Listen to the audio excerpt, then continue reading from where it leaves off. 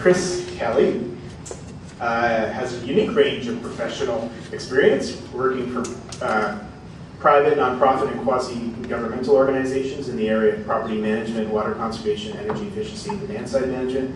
His working achievements with his previous employer, One Change, who I'm sure many people are familiar with, included landing multi-million-dollar contracts with large investor-owned gas and electric utilities in the United States for the delivery of demand-side management programs within their service territories. At One Change, he attracted one of the most significant contributions made by Canada's largest bank, RBC, for the implementation of a water conservation program. Now working with Hydro Ottawa, Chris works toward aggressive conservation targets with property management firms, social housing providers, and new home builders. He's completed and received the Fundamentals of Lighting certification for the Illuminating Engineering Society of North America, as well as the Advanced Energy Efficiency Training certification through the Ontario Power Authority. Under the business program is community housing providers, universities, basically anyone that doesn't have a residential hydro account. So I should mention though, there is a residential conservation program available. So for your own homes or apartments or condos or wherever you may live, there's incentives available for you where you can go online and you can see what programs there are and what you can do at home yourself to save energy. So in Trevor's spirit of keeping things short, I only have a couple slides, but a lot of people often ask, well, you guys sell electricity, but you're giving money away to help people upgrade their equipment so they can use less electricity.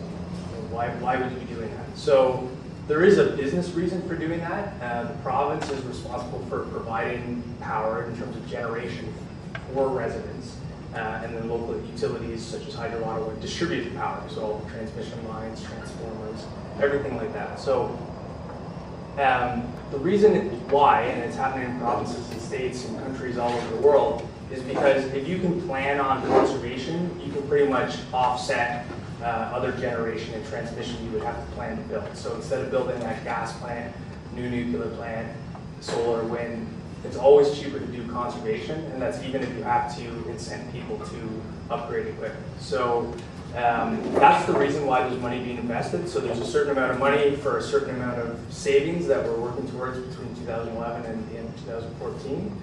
And the idea is to also help us shift from what the portfolio used to look like of power to what we want to get to. So you can see that conservation piece growing quite substantially, also renewables. So you're getting away from coal altogether, and then pretty much you have almost over 75% of your table not producing any carbon emissions, right? So that's the goal, and you know, we're working towards that every day. So the program that I'm most familiar with is the retrofit program, and that's the one that we're working with day in, day out. Pierre spoke about it. That's the one he was referencing to when he said there was incentives that he got for some of his deep retrofits. Dan and Meg, who are both going to speak after me, have both participated and utilized that program. There's also program audit funding. That's basically, you can get half the cost of a professional engineering audit paid for to help you identify what savings are there. So that can help people on the track. The idea is then they would go in and participate in the retrofit program afterwards.